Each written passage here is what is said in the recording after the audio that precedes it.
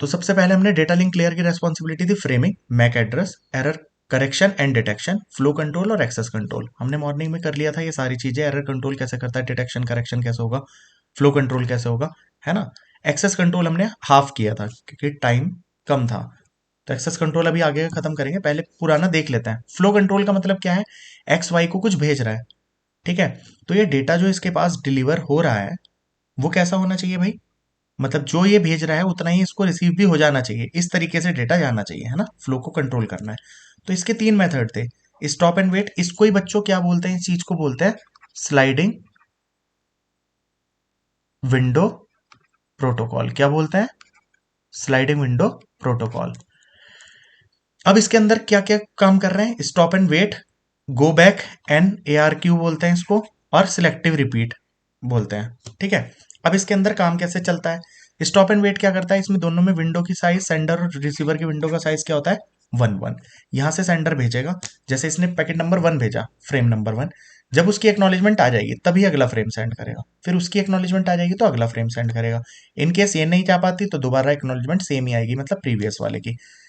Negative acknowledgement भेजने को NAAC बोलते हैं, वैसे एक बोलते हैं। तो मतलब ये कॉमन टर्मिनोलॉजी है, पता होनी चाहिए। कोई अनम्यूट भी कर लो भाई खुद को। फिर इसके बाद यस पढ़ी थी सर। हमने गो बैक एंड ARQ। इसके अंदर क्या था, सेंडर की विंडो का साइज होता है, अगर n बिट है हमारे पास, n बिट से नंबरिंग देना मैंने आपको बताया था, कितने नंबर दे सकते हैं, 3 बिट है तो 8 डिफरेंट नंबर दे सकते हैं। तो हाँ। आपके पास रिसीवर की विंडो का साइज कितना होगा, सेंडर का होगा रिसीवर 2 की पावर n-1। 2 की रिसीवर पावर में। केवल एक रिसीव कर पाएगा, हाँ सर। यानी इधर से कितने पैकेट भेज सकते हैं हम, कई सारे, बट रिसीव केवल कौन कर पाएगा, एक बार में एक पैकेट। एक। सुबह एक यस सर। क्लैरिटी से किया था, अब मान लो इसने 1 और 2 भेजा, इसने दोनों रिसीव हो गए तो ये 3 के एक्नॉलेजमेंट भेज देगा। तो इसने मान लो मैक्सिमम तो 4 ही भेज, कितने भेजा है, मान लो 7 भेज सकता था, बट इसने 4 ही पैकेट भेजे, 3 4 5 और 6। अब जब ये 4 पैकेट गए, इसमें से 4 हो गया लॉस्ट कहीं पे, तो वो 5 और 6 को पकड़ेगा तो, बट उसको रिजेक्ट कर देगा, क्योंकि रिसीव तो हुए थे, बट रिजेक्ट कर देगा, इन ऑर्डर में ही रिसीव करता है ना। तो ये दोबारा 4 यस की सर। क्या भेजेगा, एक्नॉलेजमेंट भेजेगा। तो जब यस इसके सर। पास आएगा कि 4 उसके पास नहीं गया है, तो ये 4 को भी सेंड करेगा, और इसे पता है इसके बाद जो मैंने भेजे थे वो भी उसने डिस्कार्ड करते होंगे, तो मुझे वो भी दोबारा भेजने पड़ेंगे। ये वो एक होता है, काम होता है go back N R Q में। अब इसमें क्या देखो, रिट्रांसमिशन ज्यादा करना पड़ रहा है ना, बैंडविड्थ फालतू में कंज्यूम हो रही है। भाई 5 और 6 जब सक्सेसफुली पहुंच ही गए थे तो क्यों जबरदस्ती करना पड़ा। इसके लिए हम एक और प्रोटोकॉल यूज कर सकते हैं, सिलेक्टिव रिपीट। इसमें विंडो का साइज क्या हो जाता है, हाफ हाफ लगभग, है ना। 2 की पावर n-1, यस ये सर। ऊपर है -1, वहां नीचे था। नीचे और ऊपर में अंतर समझ में आई क्या होगा, इसमें 7 बन रहा है और रिसीवर की विंडो का साइज 1 है, यहाँ पे दोनों का साइज 4 4 है। तो आप जो यस सर। इधर जितने भेज सकता है उतने उधर रिसीव भी कर सकता है। सेम पिछला एग्जांपल हमने यहाँ पे लिया था, 1 2 गया तो पहुंच जाएगा, 3 के एक्नॉलेजमेंट भेजी। अब इसने चारों डिब्बे भेज दिए, 3 4 5 और 6। रिसीव क्या हुआ, 3 आया तो रख लेगा पैकेट, 4 नहीं आया था, 5 और 6 आ गया था तो वो भी रख लिए थे इसने। और एक्नॉलेजमेंट किसकी भेजी थी, 4 की। और की। जैसे अब ये रिट्रांसमिट जब करेगा तो केवल 4 करेगा, 5 और 6 हाँ नहीं सर। करेगा। अब इसके बाद ये एक्नॉलेजमेंट किसकी दे देगा, 7 की, क्योंकि 6 तक इसको रिसीव हो चुके थे।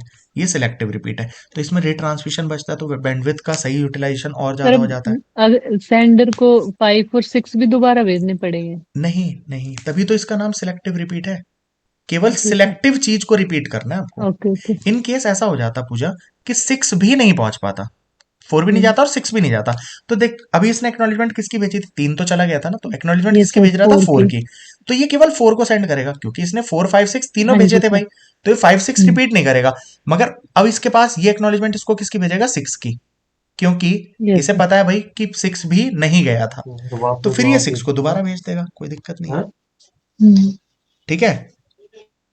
अब इसके बाद यहां तक एक आपका काम हो चुका है, ठीक है। तो यहां पे आपके पास क्या होना चाहिए भाई, सेंडर की साइड सर्चिंग लॉजिक होता है, रिसीवर की साइड सॉर्टिंग लॉजिक होता है। सेंडर की साइड सर्चिंग लॉजिक क्यों है, क्योंकि सेंडर सेंड करने से पहले सर्च करेगा कि इसने कौन सा पैकेट मांगा है, वो ही सेंड करेगा। रिसीवर की साइड सॉर्टिंग लॉजिक क्यों चाहिए, क्योंकि आउट ऑफ ऑर्डर भी ये एक्सेप्ट कर रहा था, जबकि यहां पे गो बैक एनआरक्यू में केवल सेंडर की साइड सर्चिंग लॉजिक चाहिए, रिसीवर की साइड सॉर्टिंग लॉजिक की जरूरत ही नहीं पड़ेगी। क्यों, हम आउट ऑफ ऑर्डर एक्सेप्ट ही नहीं करेंगे तो जरूरत ही नहीं है, ओके। फिर एरर करेक्शन और डिटेक्शन में मैंने बताया था कि एरर डिटेक्ट कैसे करेंगे, वो करेंगे इन 4 मेथड से, सीआरसी एलआरसी बीआरसी चेकसम, और करेक्ट करते हैं हेमिंग कोड से। तो सीआरसी एलआरसी बीआरसी चेकसम कैसे काम करते हैं, इससे पहले मैंने बताया था single bit error, burst error. Single bit क्या होती है, जब जो सेंडर ने सेंड किया रिसीवर को, जो रिसीव हुआ उसमें केवल एक बिट चेंज हुई, तो इसकी लेंथ तो हमेशा बनी रहेगी सिंगल बिट की। बर्स्ट एरर की लेंथ मैंने आपको बताया जब मल्टीपल बिट्स चेंज होती हैं। लेंथ कैसे निकालते हैं, जहां पहली बिट चेंज हुई थी और जहां लास्ट बिट चेंज हुई वो उसकी लेंथ आती है, बीच में जितनी मर्जी चेंज हुई हो या ना हुई हो। क्लियर हो गया लेंथ भी। इसके बाद डिटेक्शन के लिए चारों मेथड पढ़े थे। एरर डिटेक्शन होता किसकी वजह से है, पैरिटी बिट। यही सिंपल क्वेश्चन पूछा गया था भाई। एरर डिटेक्शन में जो एक्स्ट्रा बिट ऐड करते हैं उन्हें क्या बोलते हैं, पैरिटी बिट।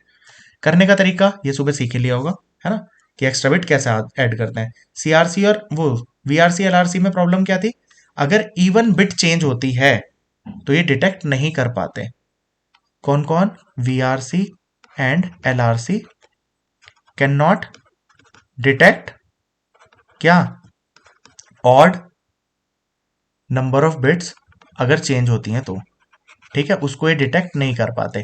इसके लिए हमने क्या पढ़ा था, कोई एक अनम्यूट कर लो भाई। सेंडर रिसीवर ये करना सिखाया था। फिर हमने क्या पढ़ा था, सीआरसी किया था। सीआरसी में सबसे पहले डिविजर कैलकुलेट करना बताया था पूजा, कैसे करते हैं, एक्स की पावर हाँ 4 सर। प्लस एक्स स्क्वायर था, तो कैसे लिख सकते हैं, एक्स की पावर 4 प्लस 1, ये लिखना सबको आ ही गया होगा। डिवाइड करने के लिए हम कौन सा यहाँ पे यूज करते हैं ऑपरेशन, एक्सओर ऑपरेशन यूज करते हैं, ठीक है। अब अगर हमारा 4 बिट का डिविजर है तो हम क्या करेंगे, 3 बिट की पैरिटी ऐड करनी है, ये चीज ध्यान रखनी है। तो ये ऐड करने के बाद जो भी लास्ट में, अब ये 4 बिट का ही तो बचेगा, तो 4 बिट का बच रहा है तो लास्ट की 3 बिट हम पैरिटी लगा के सेंड कर देंगे। यही क्वेश्चन आपका आया हुआ था जो हमने सॉल्व करके दिखाया था। बाकी क्वेश्चन में तो कुछ भी पूछ सकता है भाई, कि सेंड क्या करेंगे या क्या इसकी पैरिटी बनेगी, वट एवर। बट इसका प्रोसेस कैसे रहता है कि आप रिसीवर एंड पे क्या करते हैं, ये जो मैसेज आपने पैरिटी लगा के भेजा था, इस पूरे मैसेज को फिर दोबारा डिविजर से डिवाइड करते हैं। अगर रिमाइंडर में सारे जीरो आते हैं, इट मींस पैकेट में कोई चेंज नहीं हुआ, और मैंने पैकेट चेंज करके दिखाया था तो रिमाइंडर में सारे जीरो नहीं आए थे। तो सीआरसी इस तरीके से काम करता है। फिर हमने ये क्वेश्चन भी ले लिया था, जो क्वेश्चन आया था सिंपल, ये जनरेटर था और ये तुम्हारा डिविजर था, जो जनरेटर है, इसको जनरेटर बोलते हैं क्योंकि ये तो जनरेट करता है आपका पैरिटी बिट। तो बस जो पैरिटी बिट ऐड आई थी वो आई थी 0100, तो आपको 3 ही बिट तो लगा के भेजनी थी, ये 3 बिट हो गई। तो ये क्वेश्चन आपका ये आ रखा था पीजीटी 2022 में, है ना। इसके बाद ये मैंने एक और एग्जांपल लेके आपको करके दिखा दिया था। चेकसम कैलकुलेट करने के लिए हमने क्या किया था, जो भी हमें सेंड करना है डेटा उसको क्या कर लेंगे, जोड़ लेंगे। छोटा एग्जांपल ले लेते हैं, जोड़ लिया हमने। फिर जोड़ने के बाद जो भी आता है उसका वंस कॉम्प्लीमेंट करते हैं, वो हमारी पैरिटी बनेगी। यहाँ पे पैरिटी क्या बनेगी, जो वंस कॉम्प्लीमेंट करके आया है, मतलब ये आपकी बनी पैरिटी। तो ये सेंडर ने सेंड किया था अपनी साइड से। रिसीवर के एंड पे क्या होगा, रिसीवर के एंड पे रिसीवर पैरिटी के साथ ये तुम्हारा डेटा था और ये तुम्हारी पैरिटी थी, इन सबको ऐड करेगा, जो भी आएगा उसका वंस कॉम्प्लीमेंट निकालेगा। सारे जीरो आएंगे मतलब डेटा ओके है, और सारे जीरो नहीं आएंगे तो मतलब डेटा में प्रॉब्लम है। क्लियर हो गई थी ये बात। फिर करेक्शन के लिए हाँ बताया था सर। मैंने हेमिंग डिस्टेंस। तो हेमिंग डिस्टेंस के लिए आपको जस्ट, हेमिंग डिस्टेंस का मतलब होता है कितनी बिट चेंज हो रही है डेटा में। तो जैसे मैंने हेमिंग डिस्टेंस बताई थी कि इन दोनों के बीच में देखोगे तो 1 है, इनकी 2 है, तो वो क्लियर हो ही गया होगा सबको। यहां से क्वेश्चन सिर्फ इतना बन जाता है कि अगर 3 बिट की एरर है तो हेमिंग डिस्टेंस कितनी होनी चाहिए, 4, D+1। और अगर 3 बिट की एरर को करेक्ट करना है, डिटेक्ट के लिए D+1, करेक्ट के लिए 2D+1। ये क्वेश्चन बहुत ज्यादा इंपॉर्टेंट है आपके पर्सपेक्टिव से। इसको रिवर्स मोड में भी पूछ सकता है, इसका मैंने सुबह एक क्वेश्चन भी कराया था कि अगर डेटा गिवन हो तो इससे आप कैसे पता कर सकते हैं कितने बिट की एरर है, ठीक है। फिर इसके बाद हमने लास्ट टॉपिक हमने किया था मैक, ठीक। मैक के अंदर क्या था बच्चों, मल्टीपल एक्सेस कंट्रोल बोलते हैं इसको। ये 4 तरीके से होता है ना। कौन कौन सा, random access control, controlled access और चैनलाइजेशन। ये दोनों मैंने पढ़ा दिया था, ये थोड़ा लेंथी था इसलिए टाइम कम था तो ये नहीं किया था हमने। तो दोबारा से पहले इसको रिवाइज कर लेते हैं। मीडिया एक्सेस कंट्रोल का मतलब क्या है, आकांक्षा मान लीजिए आप लैन पे हैं, बहुत सारी डिवाइसेज आपस में कनेक्टेड हैं, इस सेम चैनल को यूज कर रहे हैं, है ना। ये सारी की सारी डिवाइसेस इस सेम चैनल को यूज कर रहे हैं। अब अगर मान लो ये भी डेटा भेजे, ये वाली भी डेटा भेजे, ये भेजे, ये भेजे, सारे अगर एक साथ भेजेंगे तो डेटा क्या हो जाएगा, कोलाइड हो जाएगा, कोलिजन हो सकता है कि नहीं। तो इस कोलिजन से बचने के लिए हमें करना क्या है, मीडिया एक्सेस कंट्रोल का या मल्टीपल एक्सेस कंट्रोल का हमें यूज करना है। तो डेटा लिंक लेयर कैसे यूज करती है ये 3 मेथड्स हो सकते हैं, रैंडम एक्सेस कंट्रोल या कंट्रोल्ड एक्सेस या चैनलाइजेशन। तीनों में से कुछ भी यूज करोगे काम चल जाएगा। तो कंट्रोल्ड एक्सेस बच्चों आप क्या कह रहे हैं, मान लो ये 8-10 डिवाइसेस थे, इनको ये चैनल यूज करना है, आप रिजर्वेशन मेथड यूज कर रहे हैं। रिजर्वेशन मतलब 8 जने हैं, तुमने कर दिया 10-10 मिनट सब यूज कर लो, पहले 10 मिनट पहला, फिर दूसरा, फिर तीसरा, फिर चौथा। तो क्या कभी कॉलिजन आएगा आकांक्षा, नहीं। आप सिर्फ उस 10 मिनट में यूज करोगे तो। बट इसमें दिक्कत क्या है, प्रॉब्लम है ना, अगर शुरू के 7 जनों को कुछ भेजना ही नहीं है, इवन देन लास्ट वाला 1 घंटा 20 मिनट खाली बैठा रहा तो रिसोर्स वेस्ट हो रहा है ना। ओके। जी।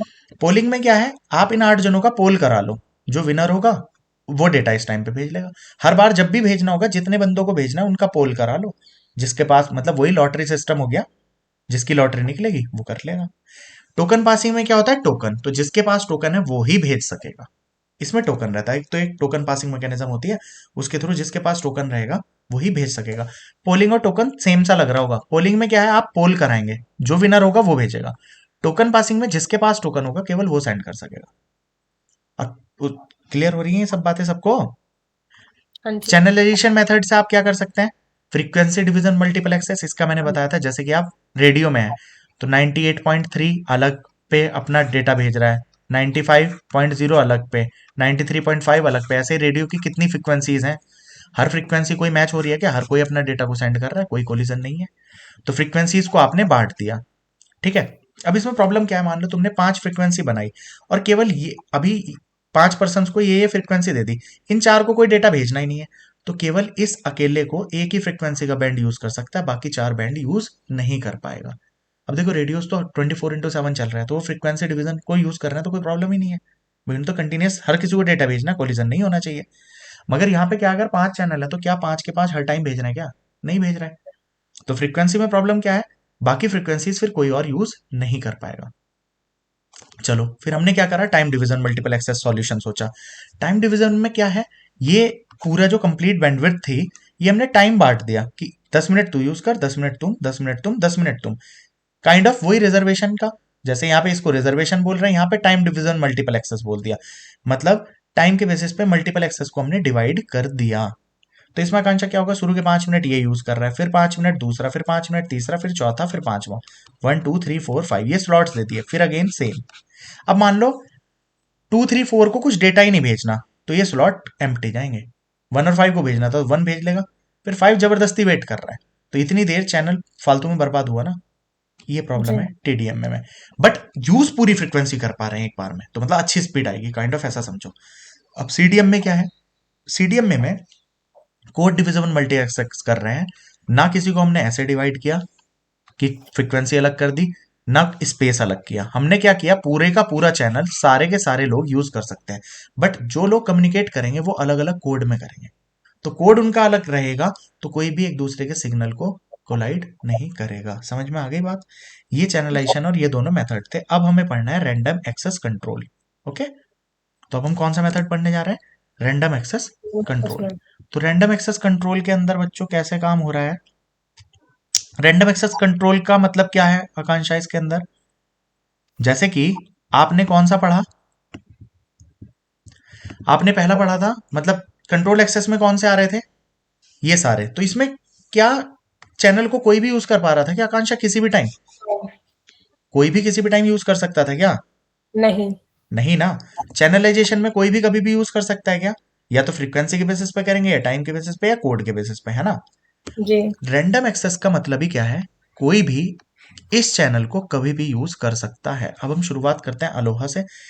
अभी जो क्वेश्चन आपका आया था ना, जो कल ही उसकी की आई है 2022 वाले की, इसमें आपने एक वो देखा होगा, 1 परसिस्टेंट, 0 परसिस्टेंट और पी परसिस्टेंट करके देखा होगा एक क्वेश्चन, ठीक है। तो वो सीएसएम में का क्वेश्चन है, तो ये क्वेश्चन आ रखा है, तो एक बार देख लेते हैं, कुछ है नहीं, बहुत हल्की है थ्योरेटिकल पॉइंट ऑफ व्यू से। नेटवर्क में थोड़ा न्यूमेरिकल पोर्शन भी आता है, न्यूमेरिकल पोर्शन आपने किसी भी टीजीटी के पुराने 7 8 पेपर और इसमें किसी में नहीं देखा, तो मैं उसमें जा ही नहीं रहा। तो हमें लॉजिकली मतलब थ्योरेटिकली ये चीज क्लियर करनी है। इसका मतलब क्या है, एक तो बच्चों फुल फॉर्म्स बहुत ज्यादा जरूरी है सब चीजों की, जितनी नेटवर्क्स में टर्म पढ़ रहे हो, अभी एप्लीकेशन लेयर की प्रोटोकॉल्स करनी है हमें, तो उसमें भी कितनी दुनिया भर की फुल फॉर्म्स है, everything is very very very important. Okay, तो यहां पे हम आते हैं रैंडम एक्सेस का, पहले इसका थोड़ा आइडिया क्लियर करने की कोशिश करते हैं।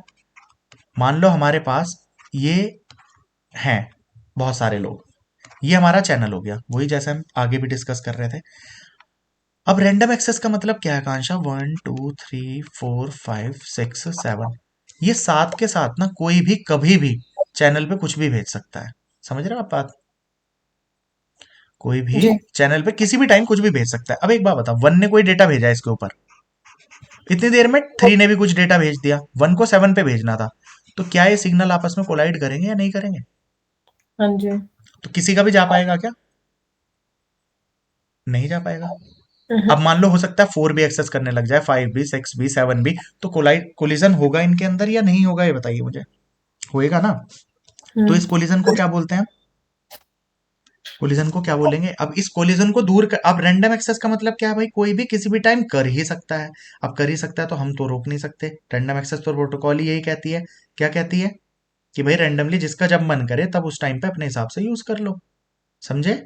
जी तो फिर अब इसमें हम ये मीडियम एक्सेस कंट्रोल कैसे करेंगे? तो इसके ये मेथड्स हैं अलोहा सीएसएम में, ये सब चीज। तो अब हम पहला इसके अंदर देख रहे हैं, कौन सा? अलोहा। तो अलोहा भी बच्चों दो तरीके का होगा। कौन कौन सा? स्लॉटेड और प्योर अलोहा। कौन सा होगा? प्योर अलोहा और स्लॉटेड अलोहा। बच्चों आपको सिर्फ इनकी दो चीजें याद रखनी है। वो चीजें क्या है? वन लेबल टाइम, वो डायरेक्ट है क्वेश्चन, क्योंकि वो, या इफिशियंसी, केवल दो चीज क्वेश्चन करने और कुछ नहीं करना। मतलब क्या पढ़ना है आपका अलोहा में? इसका वल्नरेबल टाइम क्या होता है। सेम प्योर अलोहा में भी आपको इसका वल्नरेबल टाइम पढ़ना है और इफिशियंसी पढ़नी है, दोनों का। क्लियर हुआ?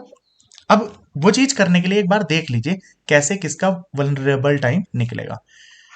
आकांक्षा, ये लोग कोई मैसेज भेज रहे हैं, कौन? ये ए, मान लो तुम्हारे पास ये चैनल पे 4 लोग हैं, 1 2 3 4, 1 2 3 एंड 4। 1 को कोई पैकेट भेजना है। आकांक्षा, 1 ने कोई पैकेट भेजना शुरू करा, सेम टाइम पे 3 ने कोई पैकेट भेजना शुरू करा, चैनल तो एक ही है।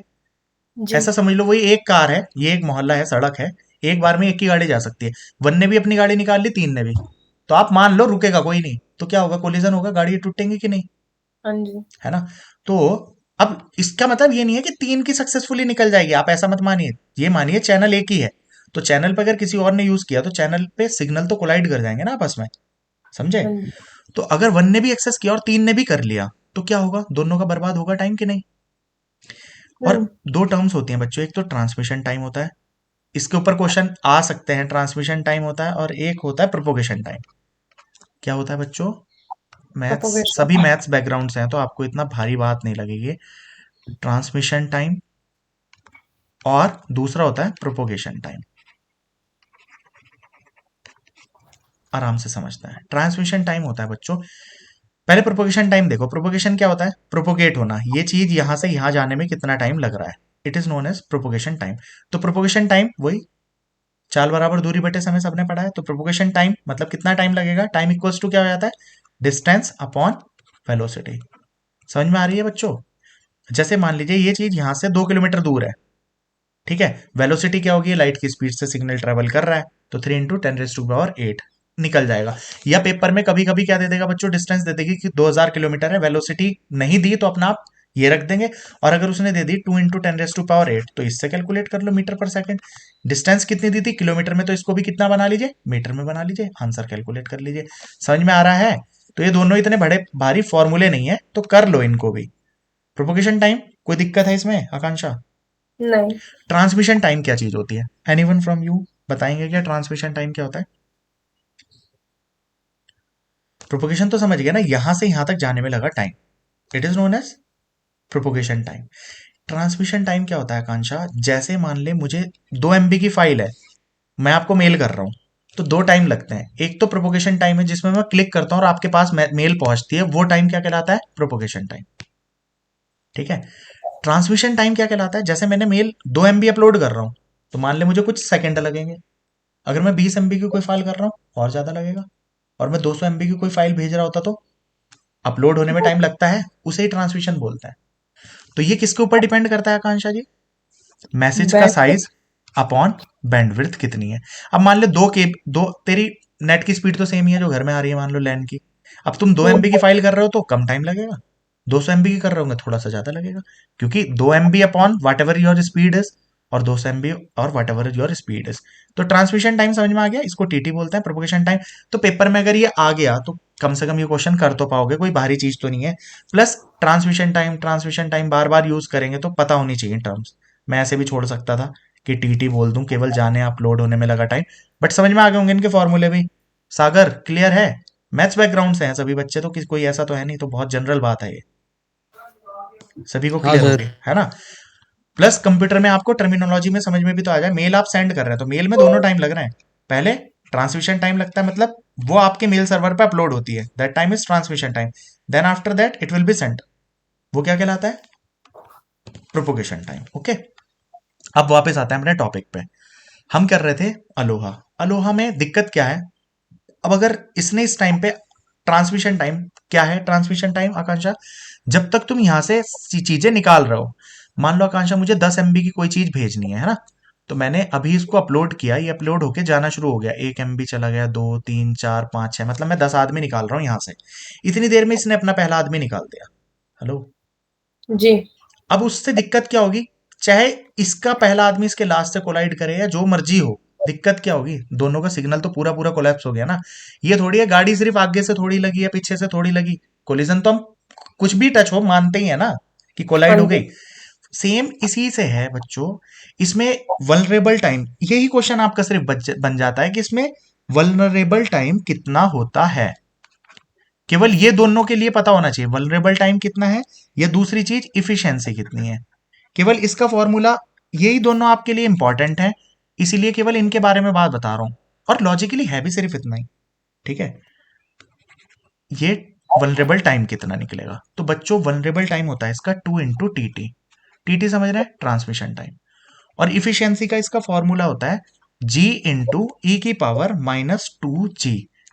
ये -2G भी इसी वजह, G क्या है, जहां पे G है टोटल स्टेशन कितने हैं। हेलो, अब जैसे इसका आप अगर वो लोगे ना, क्या बोलते हैं, डिफ्रेंशिएशन dn/dg करके इसको निकाल लोगे, तो जी की वैल्यू आ जाएगी यहाँ पे 1/2।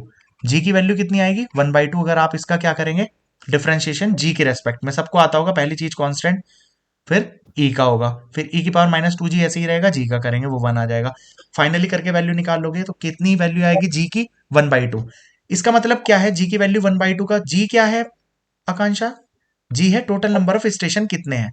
तो इफिशियंसी आपकी मैक्सिमम, जैसे ये क्वेश्चन बन जाए, इफिशियंसी मैक्सिमम कब होगी, जब केवल आधे स्टेशन ही डेटा भेजना चाह रहे हो, केवल आधे, अगर 10 है केवल 5 ही भेजना चाह रहे हैं तब हाईली इफिशियंट रहेगा, और वो भी इफिशियंसी इसकी कैलकुलेट होके कितनी आती है 18.4%। तो बच्चों this is the very very very important thing, paper में कई बार डायरेक्ट पूछ लेता है, उल्टा दे देता है, प्योर अलोहा की कितनी दे रहा है, और जैसे स्लॉटेड प्योर की कितनी होगी बच्चों 38, ये तुम्हारा कौन सा चल रहा है बच्चों, प्योर अलोहा ही चल रहा है, कौन सा, प्योर अलोहा। और इसके बाद दूसरा होता है स्लॉटेड, इसे स्लॉटेड क्यों बोलते हैं ये भी आप अभी समझ जाएंगे, दूसरा कौन सा रहेगा स्लॉटेड। भैया यहाँ पे ई क्या है एफिशिएंसी में? एफिशिएंसी में ई, जो ई नॉर्मल होता है एक्सपोनेंशियल वही है। अच्छा, अब एक्सपोनेंशियल। फिर वही बात है, मैथमेटिकल फॉर्मूलेज हम यहाँ पे ड्राइव नहीं कर रहे, ई वही है जो मैथमेटिक्स में ई होता है ना एक्सपोनेंशियल वाला, वही, जैसे लॉग ई बेस लेते हैं वाट एवर दैट, ठीक है।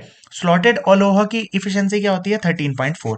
तो बच्चों एक तो पेपर में 50 जगह आप देखोगे टीजीटी पीजीटी या कहीं और भी, बहुत डायरेक्ट क्वेश्चन आता है प्योर अलोहा की, क्या which one of the following is, आजकल ट्रू फॉल्स भी बहुत आने लगे हैं, which one of the following is true या फॉल्स पूछ ले, तो एक तो फॉर्मूले के ऊपर आ सकता है। अब देखो स्लॉटेड अलोहा का वल्नरेबल टाइम कितना होगा, ये सब लिख लो, एक जगह ये लिख लेते हैं, आगे समझा दूंगा पेज पे। इसका वल्नरेबल टाइम कितना रहेगा आकांक्षा, इसका वल्नरेबल टाइम रहेगा ओनली टीटी, एक ही ट्रांसमिशन टाइम, क्यों है वो डिस्कस करेंगे। इसकी इफिशियंसी क्या रहेगी, G × E⁻−G हो जाएगा, क्योंकि यहाँ 2T था इसलिए 2G हुआ था, यहाँ पे ओके। G रहेगा, इसलिए इसकी डबल हो गई। इसमें G की वैल्यू कितनी आएगी आकांक्षा, इसमें G की वैल्यू मतलब मैक्सिमम कब रहेगा, जब एक बार में एक ही चैनल भेजना चाह रहा हो ना, तब इसकी इफिशियंसी मैक्सिमम आएगी। इसमें G की वैल्यू हाफ का मतलब क्या है, अगर एक बार में आधा स्टेशन भेजना चाह रहा है, मतलब पर टाइम पे हाफ स्टेशन, इसका मतलब भी क्या है 2T है ना आकांक्षा, 2T का मतलब 2 × ट्रांसमिशन टाइम, उसका अभी जैसे यहाँ पे जी की वैल्यू 1 है, अगर एक बार में एक ही जना भेजना चाह रहा है तब आपको हाईली इफिशियंसी मिलेगी, वो भी सिर्फ कितनी आ रही है 38.4, मतलब अगर आपका 100 Mbps का लिंक है ना, तो केवल 38 MB आपने यूज किया, बाकी वेस्ट है, और इसमें तो केवल 18% ही यूज हो रहा है। और इसमें जी का मतलब हाफ क्या है, एक पर सेकंड अगर आधा स्टेशन भेजना चाह रहा हो, पर यूनिट ऑफ टाइम कह सकते हैं, पर सेकंड ना का हो तो, मतलब यानी पर यूनिट ऑफ टाइम का मतलब 2 यूनिट ऑफ टाइम में अगर एक आदमी कहे, क्योंकि 2T है, अब इसका मतलब समझ लीजिए 2T का क्या है। सब लोग भाई इस साइड को दोबारा एक्सप्लेन करूंगा एक बार, यहां पे पहले आप समझिए प्योर अलोहा कैसे काम करता है। तो आकांक्षा इसमें चक्कर क्या है, मान लो तुम यहाँ पे हो और ये बंदा यहाँ पे है, केवल इन दो से समझो, ए और बी है ना। इसको कोई सिग्नल भेजना है आकांक्षा, ए को कोई सिग्नल भेजना शुरू किया। ऐसे ये बहुत सारे थे ना, हम सिर्फ अभी दो मान रहे हैं, चैनल पे हैं और भी बहुत सारे हैं, बट मान लो इसने कोई ट्रांसमिशन किया आकांक्षा, मान ले 10 बजे इसने कोई ट्रांसमिशन स्टार्ट किया, ठीक है। मान लो इसका मैसेज यहां तक पहुंचने में जो ट्रांसमिशन टाइम है, जो पूरा टाइम लग रहा है, वो 1 घंटे का है। मान ले कितने घंटे का आकांक्षा, 1 घंटे 1 घंटे। का। अब मान ले 10 बजे इधर से ये भी भेजना शुरू कर दे, तो क्या होगा, 10:30 बजे इसका भी चैनल कोलाइड हो जाएगा। हम्म कोलाइड हो जाएगा, इसके पास भी सिग्नल आ जाएगा कि भाई तेरा भी गया और इसका भी गया। ये चीज दोनों का मैसेज मिल जाएगा या नहीं, हाँ जी। एक्नॉलेजमेंट है यहाँ पे, हमें पता चल जाएगा कि हमारा चीज कोलाइड हो गई है, ठीक है। तो अब आकांक्षा अगर इसने मान ले, अगर मैं 10 बजे भेज रहा हूं और मेरा मैसेज 1 घंटे में जाना है, तो उस 1 घंटे तक कोई भी चैनल पे कुछ ना भेजे तभी मेरा मैसेज पहुंच पाएगा। ये बात समझ में आती है। हाँ जी। अगर मान लो 5 मिनट में एक मैसेज जाना है, ये कई सारे वो हैं पर्सन्स है ना। अगर मैंने 10 बजे शुरू किया और मेरा 10:05 पे, हम ट्रांसमिशन टाइम बच्चों इसमें कांस्टेंट मानते हैं कि सभी के लिए मान लो इस पूरे चैनल में जाने में कितना टाइम लग रहा है, 5 मिनट लग रहे हैं मान लो। तो वो ए के लिए भी 5 मिनट है, बी के लिए भी, सी के लिए, डी के लिए, सब के लिए। तो अगर इस मैंने 10 बजे कुछ भेजा आकांक्षा और 10:04:59 पे बी ने कुछ भेज दिया अगर इस चैनल पे, तो चैनल कोलाइड करेगा या नहीं करेगा, बोलो। हाँ जी यानी करेगा। 10:05 तक किसी को कुछ नहीं भेजना चाहिए। मेरा भी कोलाइड हुआ और बी का भी कोलाइड हुआ अगर बी ने भेजा तो। ये बात समझ में आती है। जी। तो यानी टीटी हो गया, टीटी का मतलब ट्रांसमिशन टाइम जो भी है, वो जितना भी टाइम लग रहा है उतने टाइम तक कोई भी पर्सन कुछ भी ना भेजे। मगर यहाँ 2T क्यों बोल रहे हैं, 2 इंटू ट्रांसमिशन टाइम क्यों, हम वल्नरेबल टाइम। अब आकांक्षा एक बात बता, किसी ने 9:55 पे अगर भेजा था, है ना, किसने, मान ले जेड ने, और मान ले ए ने भेजना शुरू किया कब, ए शुरू कर दे मान ले 9:59 पे, तो क्या ए का ब्रेक होगा, हेलो, क्या ए का मैसेज जा पाएगा, नहीं। क्योंकि वो जेड से कोलाइड कर जाएगा। हाँ जी। और अगर बी, मान ले इसने ए 10 बजे शुरू कर रहा है और बी 10:04:59 पे भी कर दे, तो भी इसका मैसेज कोलाइड होगा। यानी कि अगर 5 मिनट ट्रांसमिशन टाइम है तो 5 मिनट पहले भी कोई मैसेज ना गया हो सिग्नल पे, भाई 5 मिनट, अगर मैंने 9:58 पे कुछ भेजा था, तो क्या मैं 10 बजे ए मैसेज भेज सकता है। तो यानी ए जब मैसेज भेजना चाह रहा है उससे 5 मिनट पहले और उसके 5 मिनट बाद तक कोई मैसेज ना गया हो। समझ में आ रही है या नहीं। इसलिए प्योर अलोहा में ट्रांसमिशन क्या होता है, vulnerable time 2 into transmission time. मेरे ख्याल से अब तो बात समझ में आई होगी। देखो अगर इतनी देर में किसी ने भी मैसेज भेज, मान लो ए को मैसेज भेजना है आकांक्षा, है ना, दोबारा से बात समझो, ए को मैसेज भेजना है नेटवर्क पे, ओके। 10 बजे इसने शुरू किया, मान लो ट्रांसमिशन टाइम 5 मिनट है, तो अगर किसी और ने 10:01, 2 मिनट, 3 मिनट, 4 मिनट या 4 मिनट 59 पे भी कुछ भेजा, तो क्या ए का मैसेज जा पाएगा, नहीं। नहीं जा पाएगा ना। ये तो एक बात हो गई। मगर चलो आगे तो किसी ने नहीं भेजा 5 मिनट तक, बट एक जेड ने मैसेज भेजा था 9:58 पे, तो क्या ए ने जो मैसेज भेजा है 10 बजे, क्या ये मैसेज जा पाएगा, नहीं ये कोलाइड कर इस जाएगा। वाले से भी तो कोलाइड करेगा ना। तो यानी 5 मिनट इसके करने के बाद और 5 मिनट इससे पहले किसी ने कुछ नहीं भेजा होना चाहिए। इसलिए इसका वल्नरेबल टाइम क्या आता है, 2 into T T. 2 into T T से इसका फॉर्मूला इफिशियंसी का ये बना है। और अब इसमें समझ में आया, एक बार में आधे, एक पर यूनिट टाइम में आधे क्यों करें, हर 2 मिनट में केवल एक बंदा भेजे। अब जैसे यूनिट ऑफ टाइम यहां मैंने 5 मिनट माना है, तो यानी 10 मिनट में एक आदमी अगर ट्रांसफर करे तब जा पाएगा, उस 10 मिनट में केवल एक पर्सन यूज करे। यानी जब जो करना चाह रहा है उसके 5 मिनट पहले और 5 मिनट बाद किसी ने ना किया हो। अब स्लॉटेड क्यों बोल रहे हैं बच्चों, देख प्योर अलोहा में आकांक्षा दिक्कत क्या हो रही है, कोलिजन बहुत ज्यादा है, एफिशिएंसी बहुत कम है, हमने स्लॉटेड अलोहा यूज किया। स्लॉटेड अलोहा में अब देखो क्या कर रहे हैं, स्लॉट का मतलब समझते ही हैं आप, स्लॉट क्या होता है, कोई हमने टाइम स्लॉट डिवाइड कर दी है ना। अब मान लो मुझे ट्रांसमिशन टाइम पता है कि 5 मिनट है आकांक्षा, ओके। तो मैंने अपने चैनल पे टाइमिंग्स रख दी, क्या रख दी, टाइमिंग्स रख दी कि 10 बजे, 10:05, 10:10, 10:15, 10:20, ऐसे ऐसे ऐसे। अब हमने नियम क्या बनाया है, अगर मान ले ए को कोई मैसेज भेजना है, A B C D whatever, किसी को भी, देखो हम कौन सी एक्सेस प्रोटोकॉल पढ़ रहे हैं, रैंडम। रैंडम का मतलब कोई भी कभी भी कर सकता है। इस टाइम पे आकांक्षा 3 जनों के पास मैसेज था, ए बी और सी, 10 बजे। तो तीनों ने 10 बजे भेजने की कोशिश करी, तीनों का कोलाइड होगा या नहीं होगा? हो हाँ जाएगा। जी। अब मान ले केवल ए के पास ही डेटा था, किसके पास था? ए के पास।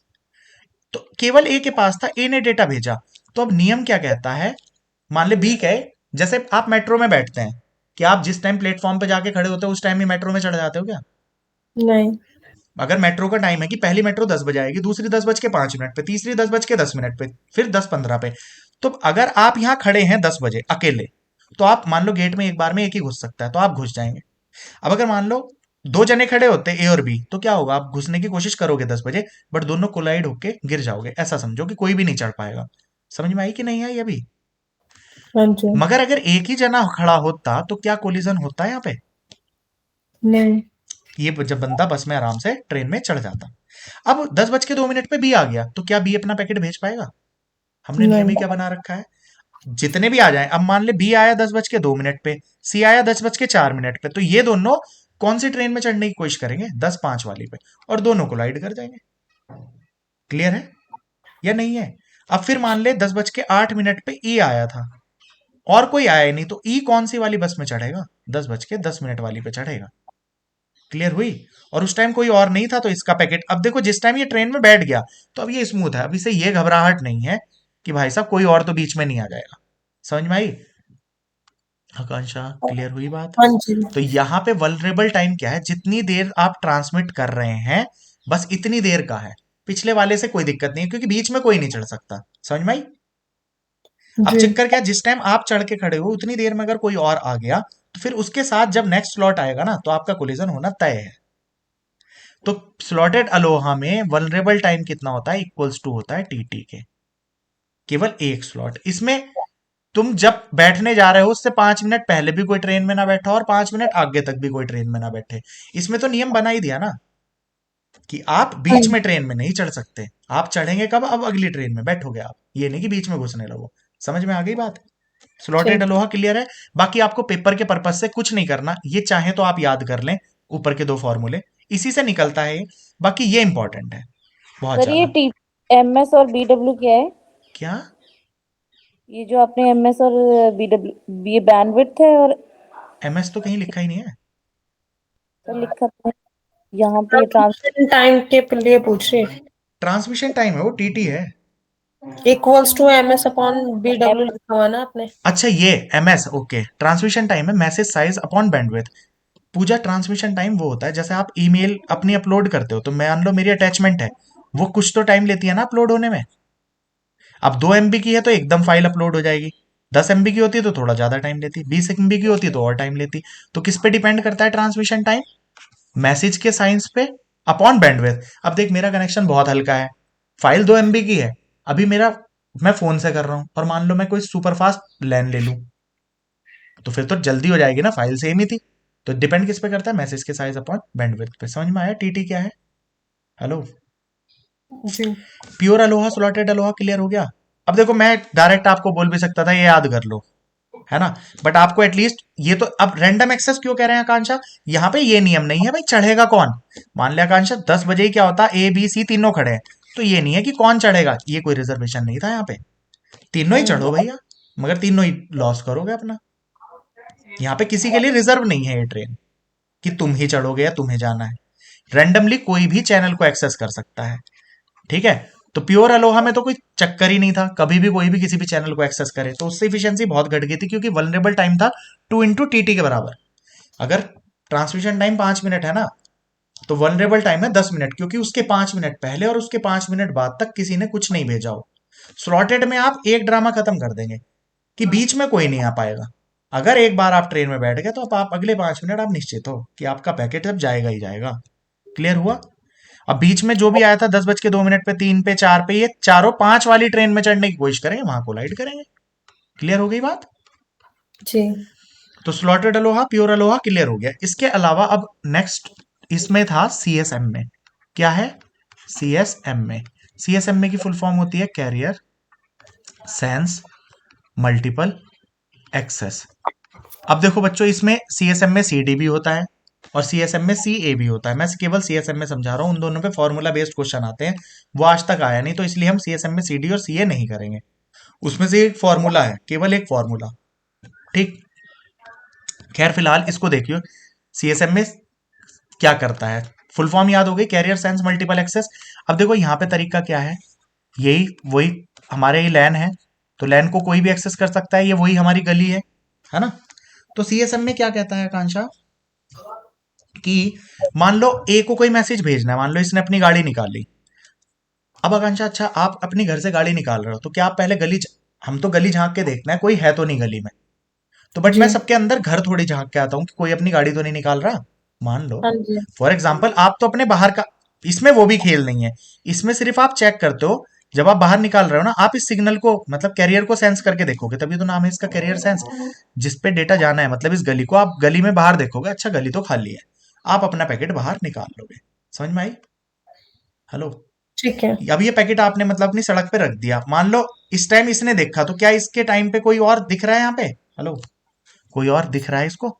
ये तो गली इसको भी खाली दिख रही है, ये भी अपना निकाल हाँ लेगा, जी। तो दोनों टकरा जाएंगे।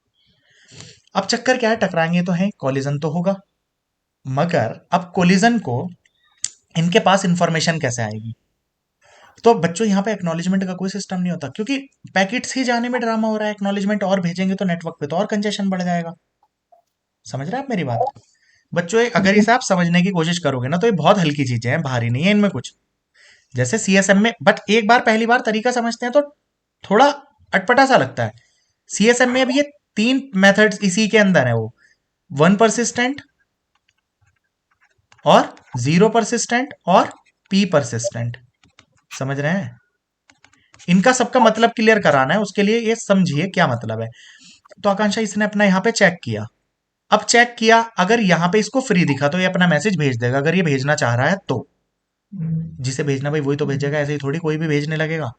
मगर हाँ अगर इन केस ऐसा मान लो कि इस टाइम यहाँ पे कुछ डेटा जा रहा है, इस टाइम इसने सेंस करने की कोशिश की, इसने बाहर सेंस किया, इसको लगा इस पे तो ऑलरेडी डेटा जा रहा है, तो ये नहीं भेजेगा। समझ में आया सीएसएम में कैसे काम करता है? ये बात समझ में आ रही है सीएसएम में कैसे करता है? कैरियर को सेंस करने का मतलब क्या है, आप सेंस करेंगे, अगर ये खाली दिख रहा है तो आप भेज देंगे, खाली नहीं दिख रहा तो नहीं भेजेंगे। मगर ड्रामा क्या है, देखो कोलिजन किस वजह से आता है। आप अपनी गली के आगे यहीं पे तो चेक कर सकते हो आकांक्षा, आपने यहाँ पे चेक किया खाली है, इतनी देर पे इसने भी चेक किया खाली था, दोनों ने भेज दिया, तो सिग्नल कोलाइड करेगा ना, हाँ करेगा जी। कि नहीं करेगा? जी। तो अब तुम्हें पता है यहाँ पे कोई रिजर्वेशन मेथड नहीं है, रैंडम एक्सेस कोई भी कभी भी भेज सकता है। मगर ऐसा हम्म। थोड़ी है जैसे इस ये देख रहा है ऑलरेडी कुछ जा रहा है तो थोड़ी भेजेगा ये। हाँ जी। ये तो इनको नहीं पता तब ये भेजेंगे। तो अब इसमें कोलिजन का पता कैसे चलता है? अगर इसका ट्रांसमिशन टाइम इसके प्रोपोगेशन टाइम से ज्यादा है, तभी इसको पता चल पाता है कोलिजन हुआ। ठीक है, उसके चक्कर में आप पढ़ो मत। 1 परसिस्टेंट, 0 परसिस्टेंट, पी परसिस्टेंट, देखिए क्या मतलब है। 1 परसिस्टेंट का मतलब क्या होता है आकांक्षा, अगर तूने यहाँ पे देखा, क्या है कि तेरे को, क्योंकि ये सीएसएम में कैरियर सेंस करने का मतलब समझ में आ गया। हाँ जी। कैरियर को अगर खाली है तो आप भेज देंगे, हम्म। और खाली नहीं है तो आप क्या करेंगे, वेट करेंगे, है ना। वेट करेंगे। वो तो सिंपल है। तो मतलब अगर वेट करेंगे तो मतलब कोलिजन नहीं करा रहे आप। बट कोलिजन होने का चांस कब हो जाएगा आकांक्षा? आपने यहाँ पे चेक किया खाली है, और यहाँ पे चेक किया इसे भी खाली लगा कैरियर, दोनों ने ट्रांसमिट किया और डेटा कोलाइड कर गया, दैट इज दैट केस। ठीक है, बट अब ये 1 परसिस्टेंट, 0 परसिस्टेंट और पी परसिस्टेंट क्या कहते हैं और किससे क्या फायदा है? अगर सीएसएम में 1 परसिस्टेंट मोड में काम करता है ना, तो आकांक्षा ये क्या करता है, मान लो ये चैनल बिजी है आकांक्षा, ये तुम्हारा ए है ना। अगर ये 1 परसिस्टेंट मोड में काम कर रहा है ना, तो क्या करेगा, मान ले पूरा चैनल बिजी है, ए को भी कुछ भेजना था और बी को भी कुछ भेजना था, है ना। और मान ले जी। इसका एक्स का डेटा जा रहा है, तो ए चेक कर रहा है, अब 1 परसिस्टेंट मोड में चेक करेंगे। 1 का मतलब क्या होता है, ट्रू ना। परसिस्टेंट का मतलब क्या होता है हिंदी में, जो आदमी कंटिन्यूस कुछ काम कर रहा होता है। 1 हाँ। परसिस्टेंट का मतलब है ये कैरियर को चेक करे जा रहा है। देखो रटने वाला कुछ खेल नहीं है। 1 का मतलब क्या होता है, ट्रू। ट्रू। कर क्या रहे हैं आप, सीएसएम में। तो सीएसएम में 1 परसिस्टेंट का मतलब है आप कैरियर को कंटिन्यूअसली सेंस करे जा रहे हैं। मतलब आकांक्षा तू अपना डाटा लेके यहीं बैठी है गली में ही, देखे जा रही है बाहर सड़क, जैसे तुझे खाली दिखी तूने डाल दिया। बट इसमें समस्या क्या है, इसमें कोलिजन के ना 1 परसिस्टेंट में हाई चांसेस ऑफ कोलिजन है, high chances of collision. Reason क्या है आकांक्षा, बताएगी क्या? क्योंकि उसको एक्स का तो पता है हाँ, कि भाई वो खाली होगा तो ए डाल देगा, बट उसे बी का नहीं पता कि वो भी चल मतलब सेम टाइम अब पे वो देखो, सी भी स्टार्ट वेरी किया गुड, है या नहीं। गुड। देखो है क्या चक्कर, अगर एक्स है, इसका चलो अभी तो हमें दिख गया, इसे भी पता है बी को डेटा जा रहा है और एक्स को भी पता है डेटा जा रहा है, मगर इन दोनों को ये नहीं पता ना कि हम दोनों इसके खाली होने का वेट कर रहे हैं। अब जैसे ही खाली दिखा, इसने भी डाल दिया और इसने भी डाल दिया, अब इन दोनों के ही कोलाइड हो गए। समझ में आई? यही कारण था। तो वन परसिस्टेंट में क्या है, हाई चांसेस ऑफ कोलिजन है, लेकिन ये तो इसकी हो गई प्रॉब्लम। फायदा क्या है इसमें, वेस्ट नहीं जाने देता बैंडविड्थ को, वेस्ट नहीं होगी बैंडविड्थ। समझ में आया? यानी चैनल फ्री नहीं रहेगा, चैनल क्या छोड़ेगा, चैनल को आइडियल नहीं छोड़ेगा। भाई वेस्ट भी तो नहीं करना है। अब जीरो परसिस्टेंट कैसा आदमी है, जीरो का मतलब फॉल्स होता है, मतलब ये लगातार सेंस नहीं करेगा। अब चक्कर क्या आकांक्षा, तूने 10:05 पे देखा गली में झांक के, अरे यार भीड़ है, तू अंदर चली गई, फिर तू आई 10:15 पे। अब हो सकता है 10:06 पे ही भीड़ खाली हो गई हो और पिछले 9 मिनट से किसी ने कुछ भेजा ही ना, हो सकता है, पॉसिबल है। तो जीरो परसिस्टेंट में चैनल आइडल ज्यादा रहता है, चैनल आइडल रहने के चांसेस बहुत बढ़ जाते हैं। क्यों? आप अपनी मर्जी से कभी चेक करने आ रहे हैं। समझ में आई कि नहीं? हाँ जी। क्लियर हुआ? अब देखो कोलिजन तो ऐसा तो है नहीं 10 मिनट बाद कोलिजन नहीं हो सकता है बी भी उसी 1 मिनट बाद डेटा भेजना शुरू कर दे, हो सकता, चांसेस तो वहां पे भी है, लेकिन इसमें चांसेस कोलिजन के ज्यादा रहते हैं, क्योंकि जितनी देर बिजी हो सकता है उतनी देर लाइन में कई सारे आदमी आके खड़े हो गए हो। मगर जीरो परसिस्टेंट में क्या है, आपने कोई फिक्स टाइम नहीं कर रखा, आप तो यानी चल कर लेंगे बाद में भेज लेंगे। तो जब भी फ्री टाइम लगा आपने चेक किया, आपको देखा कोई नहीं है, तो चांसेस कम है ना कि जरूरी थोड़ी है कोलाइड हो। अब पी परसिस्टेंट क्या कहता है, पी परसिस्टेंट इन दोनों का कॉम्बिनेशन है। पी का मतलब है प्रोबेबिलिटी। तो आप पी प्रोबेबिलिटी से यहां पे डेटा सेंड करेंगे। पी प्रोबेबिलिटी से मतलब, जैसे आकांक्षा तुमने आके चेक किया, जैसे ए है बी है, तुमने या सी, कितने भी लोग होते हैं, सबकी प्रोबेबिलिटी अलग अलग है सेंस करने की। मान लिया आकांक्षा तूने मान रखा है मैं हर 2 मिनट में चेक करूंगा, बी ने मान रखा है मैं हर 5 मिनट में चेक करूंगा, और मान लिया सी होता, सी ने ये लॉजिक बना रखा हो कि 10 मिनट बाद देखूंगा। तो इसमें हर किसी का फिक्स्ड इंटरवल तो नहीं है, ना ही यहाँ कंटिन्यूस बैठे, कंटिन्यूस तो नहीं बैठे। अब मान लो इस टाइम पे तीनों ने सेंस किया, इन्हें चैनल दिखा बिजी। अब एक्स कितनी देर बाद ए कितनी देर बाद आके चेक करेगा, 2 मिनट बाद। अब इनका टाइम फिक्स नहीं है, वो ये कुछ भी मान सकते हैं, किसी भी प्रोबेबिलिटी से यहाँ चेक करने आएंगे। तो जैसे ये 2 मिनट बाद चेक करने आ रहा है, तो ये अपना 2 मिनट बाद मान लो इसे खाली दिखा तो ये डेटा भेज देगा। मान लो डेटा 10 सेकंड ही जाना है, तो बी जब आएगा उसको भी खाली मिलेगा, सी जब आएगा उसको भी खाली मिलेगा। मतलब पी प्रोबेबिलिटी से कर रहे हैं, तो इससे आइडल रहने का भी काम हमने कम कर दिया और हाई चांसेस ऑफ कोलिजन को भी कम कर दिया। समझ में आया? ये 3 तरीके से कैरियर को सेंस कर सकते हैं हम। ओके।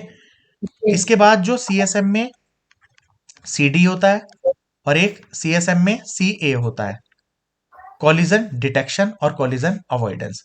ठीक है, उसको जरूरत नहीं है करने की, बट उसमें अगर आप एक चीज याद रख सकते हैं बच्चों, कॉलिजन डिटेक्शन में ना डिटेक्ट कब कर पाते हैं कि कॉलिजन हुआ, अगर ये फॉर्मूला बहुत ज्यादा इंपॉर्टेंट है, 2 × PD। गेट वेट कहीं पे भी क्वेश्चन आते हो इसी से आते हैं, TT equal to 2 × PD formula है। ये फॉर्मूला ही बहुत बार आपको डायरेक्ट रखा हुआ मिल जाएगा, और इस फॉर्मूले को आप एक्सटेंड भी कर सकते हैं बच्चों। कैसे? टीटी की वैल्यू क्या होती है, transmission time, message size upon bandwidth. Okay, ये ग्रेटर देन इक्वल टू होना चाहिए 2 × PD से। तो कई बार ऐसा दे दे, मान लो पीडी की वैल्यू दे दे या मैसेज साइज दे दे, मैसेज साइज किससे बड़ा होना चाहिए, 2 × PD × बैंडविड्थ से। भाई फॉर्मूला तो कैसे भी इधर उधर चेंज कर सकते हो कि नहीं?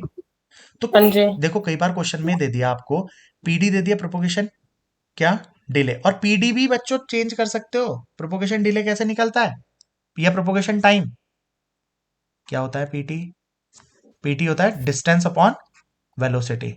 ठीक है, वो भी रख सकते हो आप यहाँ पे। ठीक है, तो ये फॉर्मूला कई तरीके से वो कर सकते हो, बाकी आपकी मर्जी है। कॉलिजन डिटेक्ट कब कर पाएंगे, अगर आपका ट्रांसमिशन टाइम 2 × प्रोपोगेशन टाइम से बड़ा है तब। एक मिनट की और बात है, क्योंकि बार बार वीडियो भी क्या बनेगी, आपको यहाँ पे मैं बता देता हूँ, ये कोई बड़ी बात नहीं है। कॉलिजन अवॉइडेंस कैसे होगा, आकांक्षा यहाँ पे कॉलिजन को सेंस कर पा रहे हैं हम, बट क्या एक एक्स को एक्नॉलेजमेंट मिल पा रही है, या ए को या बी को कि मेरा कोलाइड कर गया? ये कॉलिजन डिटेक्शन का मतलब क्या है, कब आपको मिलेगी एक्नॉलेजमेंट, क्या कब आपको एक्नॉलेजमेंट मिलेगी। अब इसके लिए तुम थोड़ा सा एग्जांपल देखो, सीएसएम में सी डी। सभी बच्चों देखो, ये फॉर्मूला आपके लिए मोस्ट इंपॉर्टेंट फॉर्मूला है याद रखने के लिए। इसी पे बन सकता है डायरेक्ट कोलिजन डिटेक्शन में, क्योंकि यही मोस्ट इंपॉर्टेंट फॉर्मूला है इस पूरे चैप्टर का। तो अगर इसको थ्योरेटिकल नहीं बना सकते क्या, कि कब डिटेक्ट होता है कॉलिजन को, कब डिटेक्ट कर सकते हैं कि कॉलिजन हुआ या नहीं? जब ट्रांसमिशन टाइम बड़ा होना चाहिए 2 × प्रोपोगेशन टाइम से। समझ में आई या नहीं? अब इसका मतलब जी क्या है, इसको मैं प्रैक्टिकली समझा रहा हूं। आकांक्षा, ये लोग दो थे जने, ए था और बी था, ठीक है। अब इसने चैनल भेजा, ठीक है। मान ले मैंने जो डेटा भेजना है वो 2 घंटे तक लगातार भेजना है। कब तक? 2 आवर्स तक। It is my what? Transmission time. अब ए ने कोई डेटा भेजा आकांक्षा, मान ले 10 बजे। ये बी तक पहुंचने में मान ले इसको टाइम लगता है 1 आवर का। कितना टाइम लग रहा है? 1 आवर 1 का। घंटे। अब मान ले यहां पे पहुंचा, अब मान ले इसी टाइम 10 बजे ये भी भेजना शुरू कर दे, तो 10:30 बजे ये दोनों यहां होंगे, होंगे या जी नहीं? अब आप वापस आ रहे हो। अब आकांक्षा, अगर मान ले इस टाइम पे तूने, सभी बच्चों 2 मिनट भी नहीं लगेंगे इसको समझने में, और जो अब तक सीएसएम में आप समझ रहे थे वो और क्लियर हो जाएगा। आप ये बात बताइए मुझे, ए ने कोई मैसेज भेजा आकांक्षा अभी, मान ले इस जी मैसेज को यहां पहुंचने में 1 घंटा लगता, बट ए को जो मैसेज प्रोपोगेट ट्रांसमिशन टाइम था ना, अपलोड वाला टाइम, वो सिर्फ 5 मिनट था।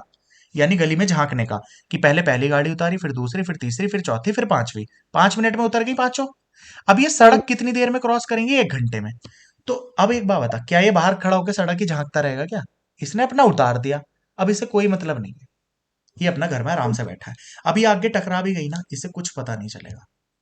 तो कोलिजन डिटेक्शन का मतलब क्या है बच्चों? सीएसएम में सीडी का मतलब क्या है? कोलिजन को आप कब डिटेक्ट कर पाएंगे? तो कब कर पाते हैं? अगर आकांक्षा तुझे जो गाड़ी उतारनी है, 2 घंटे तक लगातार अपनी गाड़ी उतारनी है, तो हम्म तूने उतारी पहली गाड़ी, दूसरी, तीसरी, 10:30 बज रहे थे, तूने गाड़ी उतार दी। जितने देर गाड़ी यहां पहुंचने में आधा घंटा लगा था, तो आधे घंटे में कि ये गाड़ी फूट गई, आधा घंटा इस टाइम में भी लगेगा सिग्नल जो वापस आ रहा है।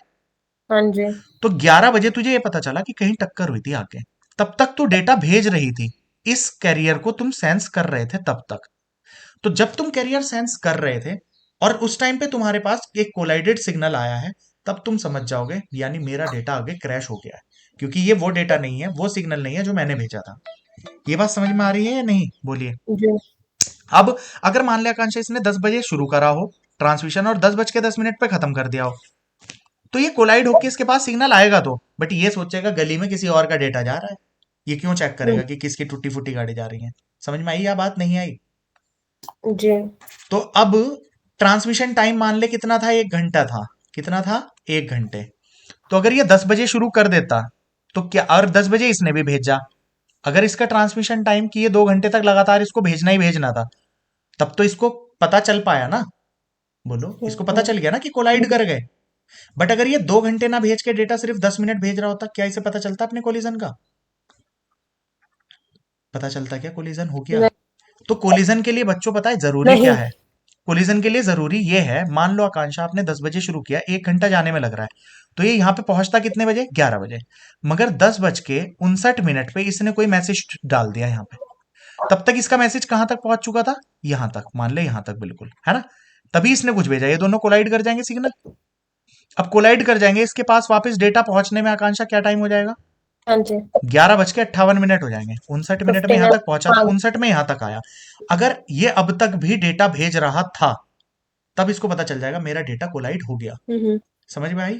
तो अगर ये 1 घंटे है ना पहुंचने का टाइम, ट्रांसमिशन टाइम अगर 1 आवर है, तो प्रोपोगेशन टाइम कितना हाँ होना जी चाहिए तुम्हारा? बड़ा होना चाहिए 2 × ट्रांसमिशन टाइम से। अगर ऐसा है, then you will be able to detect your collision. अगर इससे कम है तो आपको कोलिजन होने का पता नहीं चल पाएगा। तो इसलिए फॉर्मूला बहुत ज्यादा इंपॉर्टेंट बन जाता है। क्या क्या बन जाता है बच्चों? कि ट्रांसमिशन टाइम किससे बड़ा होना चाहिए?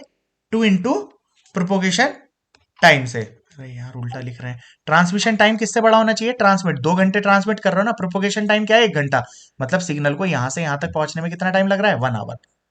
तो 1 घंटा ट्रांसमिशन टाइम अगर 2 × प्रोपोगेशन टाइम से बड़ा है, then you will be able to detect that collision is there in your carrier. अगर इससे कम होता आकांक्षा, ये सिर्फ 1-1.25 घंटे तक इसे अपनी गाड़ी चढ़ानी थी यहाँ पे, तो अगर यहाँ पे इसका कोलिजन होता, तो ये कब हुआ है? 10:59 पे। इसके पास मैसेज कब आ पाएगा? और 59 मिनट बाद, यानी 11:58 पे।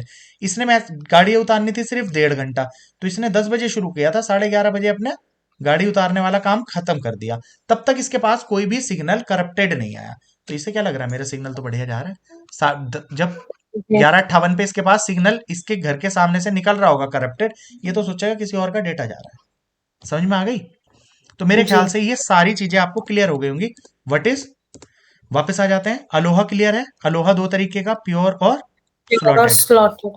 स्लॉटेड प्योर की कितनी होती है इफिशियंसी, 18.4 और इसकी 36.8, जस्ट डबल है। स्लॉटेड क्यों? क्योंकि इसमें वनरेबल टाइम कितना है, 2 इंटू ट्रांसमिशन टाइम के, और इसमें कितना है, सिर्फ ट्रांसमिशन टाइम के बराबर है। इसकी वजह से फॉर्मूला भी अलग अलग है। 36.8 होगी जस्ट डबल, क्योंकि हाँ, आपने लिखा था 38.4। 38.4 लिखा है क्या? 38.8 होगी, गलत लिखा है तो। Very good. 38.2 होगी वही। जब इसकी कैलकुलेशन करेंगे, वो मैंने की नहीं, वरना और 2 मिनट कंज्यूम करते हैं और मतलब मैथमेटिकल। एग्जैक्ट डबल होगा ना? हाँ, एग्जैक्ट डबल है ही ना, ये भी तो एग्जैक्ट हाफ है ना इसका ट्रांसमिशन टाइम। ठीक है ठीक है ठीक है। सभी बच्चों भाई क्लियर है क्या? ये पूरा मैथ हाँ, क्लियर हो गया? हम्म सीएसएम में क्लियर हो गया? सीएसएम में बच्चों क्या चीज इंपॉर्टेंट थी, क्या बताया मैंने? 1 परसिस्टेंट और 0 0%। परसिस्टेंट और पी परसिस्टेंट। 1 परसिस्टेंट में प्रॉब्लम क्या है? कोलिजन के chance, high chances of high collision. Chances. 0 में आइडल रहेगा। आइडियल ज्यादा इसमें है। इन दोनों के बेनिफिट्स मिक्स करके आ जाएंगे। सीएसएम में सीडी कोलिजन को आप डिटेक्ट कब कर पाएंगे, जब आपका transmission time greater than equals to हो 2 इंटू प्रोपोगेशन टाइम के। बस आपको इतना याद करना है यार, ये स्लाइड। कंट्रोल एक्सेस से क्वेश्चन कभी नहीं बना, टीडीएम में एफडीएम में से कभी नहीं बनता। अगर इसमें से इस पूरी स्लाइड में से क्वेश्चन आया ना, तो देर इज 90% चांस कि अलोहा का क्वेश्चन पूछा जाए, वो भी इफिशियंसी पे या फॉर्मूले पे। और बचे हुए 10% में से 9% चांसेस हैं इसके लिए, और आपके पेपर के पर्पज से 1% चांसेस इसके भी हैं। और अगर ये गेट या नेट की बात कर लू ना, तो 50% अलोहा इंपॉर्टेंट है और 40% सीएसएम में सीडी का ये फॉर्मूला। या आप इसको 40 मान सकते हैं, इसको 50, इसको 10। ठीक है, क्योंकि बहुत ज्यादा इस फॉर्मूले पे बहुत ही ज्यादा क्वेश्चन बनते हैं बच्चों। तो ये मेरे ख्याल से पूरा टॉपिक आपको अच्छे से क्लियर हो गया होगा, है ना? Multiple access control. अब हाँ, छोटी सी ये मैंने स्लाइड लिख ली थी, क्योंकि कौन सी लेयर कर रहे हैं, डेटा लिंक लेयर। तो इसमें एक छोटा सा काम ये हो रहा है, ये आपके पेपर के लिए, DSSS के लिए very very very important things, very very important. ठीक है, यहां पे नहीं लिख रहा मैं। अब इसमें से देखो बच्चों, कौन ये डायरेक्ट आएगा क्वेश्चन जब भी आएगा। जैसे ये पूछ ले LLC, लॉजिकल लिंक कंट्रोल के लिए कौन सा IEEE 802 स्टैंडर्ड काहे के लिए है, पूछ लेगा। ये IEEE 802.2 स्टैंड्स फॉर किसके लिए है, तो किसके लिए है, लॉजिकल लिंक कंट्रोल के लिए। ये आपके लिए इंपॉर्टेंट है बच्चों। और लॉजिकल लिंक कंट्रोल में बेसिकली डेटा फ्रेम जो बनाते हैं हम डेटा लिंक लेयर पे, उसका एरर और फ्लो कंट्रोल करती है लॉजिकल लिंक कंट्रोल लेयर। ठीक है, फिर सीएसएम में सीडी, इसका तो अभी मैं आपको टाइप भी पढ़ाऊंगा, मैंने लिख लिया था ये कुछ, ये इंपॉर्टेंट टर्म्स हैं। और अभी हमने ट्रांसमिशन मीडियम नहीं पढ़ा ना, उसके अंदर 10/2 ये सब चीजें पढ़ेंगे भी। वापस आ जाओ फिलहाल। तो कभी ये पूछ ले 802.3 किसके लिए है, तो बच्चों ये है एथरनेट लैन के लिए। किसके लिए है ये, एथरनेट लैन। इसको मैंने अलग से भी कर रखा है, लैन के लिए। अरे बोल लीजिए। ठीक है।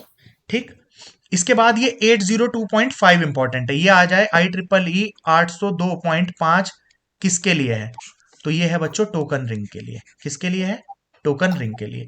इसके बाद जो नेक्स्ट इंपॉर्टेंट है, वो है आपका कौन सा, सीधा का सीधा ये वायरलेस लैन 802.11, बहुत ज्यादा इंपॉर्टेंट है। मतलब इन सबसे ज्यादा इंपॉर्टेंट अभी तक का ये है। क्लियर? और इसके तो बाद एक 802 क्या, इसमें तो डायरेक्ट फिर आते होंगे ना बस कि हाँ ये वाला हाँ हाँ स्टैंडर्ड हाँ किसके लिए हाँ है। हाँ, ये पूछ लेगा ना 802.11 IEEE स्टैंडर्ड किस चीज के लिए है, वायरलेस लैन के लिए है, खाली लैन के लिए है, LLC के लिए है, टोकन रिंग के लिए है, मीडियम एक्सेस कंट्रोल के लिए है, किसके लिए। अब देखो, जो अब चैप्टर अभी हमने पढ़ा मीडियम एक्सेस कंट्रोल, वो अलोहा वगैरह सब, उसका स्टैंडर्ड कौन सा है, 802.14। बट ज्यादा पूछा नहीं जाता, पूछा कौन सा जाता है, 0.2, 0.3, 0.5 सबसे ज्यादा पूछा जाता है। ये 2, इस पे भी मैं स्टार लगा देता हूँ। 5 कुछ और याद नहीं करोगे तो ये वाले जरूर कर लेना। वायरलेस पर्सनल एरिया नेटवर्क, बच्चों पर्सनल एरिया नेटवर्क समझते हैं आप, ब्लूटूथ मैं वगैरह, अच्छा ब्लूटूथ वगैरह। और इसमें ब्लूटूथ का होता है 802.15.1, ये किसके लिए, स्पेशली ब्लूटूथ के लिए। और अभी ब्लूटूथ का क्वेश्चन भी आया है तुम्हारा पीजीटी का, जो अभी मैं रिसेंट पेपर देख रहा था, उसमें पिकोनेट और उसका क्वेश्चन था। ठीक है, तो ब्लूटूथ को भी थोड़ा डिटेल में देख लेंगे बाद में। फिलहाल ये मैंने स्टैंडर्ड्स लिख दिए, ये डायरेक्ट क्वेश्चन बन सकता है आपका DSSS के लिए, तो इंपॉर्टेंट है। प्रदीप समझ में आ रही है? हाँ सर। तो इसे लाइक जैसा आप आर्टिकल याद करोगे ना, तो इसको भी याद कर लेना। मतलब अब लॉजिकली समझोगे तो काम भी हो जाएगा। इथरनेट लैन तो आगे पढ़ भी रहे हैं। और कभी ये चीजें वैसे पूछ लेता बच्चों, क्या कि 802 पॉइंट ये क्या है, या ये चीज क्या है, तो ये थोड़ा आपके लिए वैसे डायरेक्ट जरूरी हो जाएगा। जैसे इसको बोलते हैं बच्चों 10^2 को बोलते हैं थिन एथरनेट। कौन सा? ये पहली बात तो 802.3 पूरी की पूरी किसके अंदर आ रही है? लैन में है। तो 10^2 आपसे पूछ ले तो लैन ही है 802.3। और इसका एक सबसे ज्यादा ये क्वेश्चन ना very very very very important question है। लैन पे अगर क्वेश्चन बनता है तो ये क्वेश्चन आता है कि 802.3 कौन सी टोपोलॉजी यूज करता है? तो कौन सी टोपोलॉजी यूज करता है बच्चों? बस। बस। तो देखो लैन पे जनरली इस पे काम ना होता कि अगर आप लगाते हैं तो जनरली एक ही वायर से सारी चीजें कनेक्ट कर रहे होते हैं ना। हाँ जी। ठीक है, तो यहाँ पे कौन सी टोपोलॉजी मेनली यूज होती है? बस टोपोलॉजी यूज होती है। ठीक है बच्चों, ये बात क्लियर है क्या सबको? इसके बाद तो क्या हो गया? 10^5। 10^5 को इसको बोलते हैं, ये दोनों नाम से भी आ जाते हैं, थिक एथरनेट। थिक का मतलब क्या होता है आकांक्षा? मोटा। थिन का मोटा। मतलब पतला।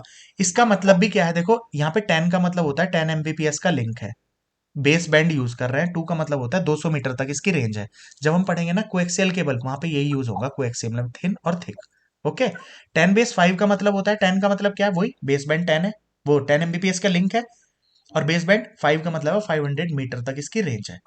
10^T क्या कहता है? ये T for twisted pair cable, तो है वही चीज। 10 Mbps का लिंक ट्विस्टेड पेयर केबल के ऊपर, ये दोनों ऊपर वाली कोएक्सियल केबल के ऊपर।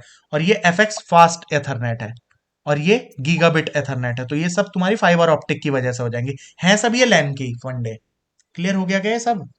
पूजा, जी। निताश्री, ये बातें क्लियर हैं क्या? बोलिए। तो यहां पे हमारा ये तुम्हारा पूरे का पूरा खत्म हो गया बच्चों। क्या? Data link layer. इसमें से जो क्वेश्चन आपके इस पेपर के पर्सपेक्टिव से या नेट वेट जिसके लिए इंपॉर्टेंट है, इसमें से ही क्वेश्चंस बन जाते हैं 100%। ठीक है, अब हम बची हुई प्रोटोकॉल्स करेंगे।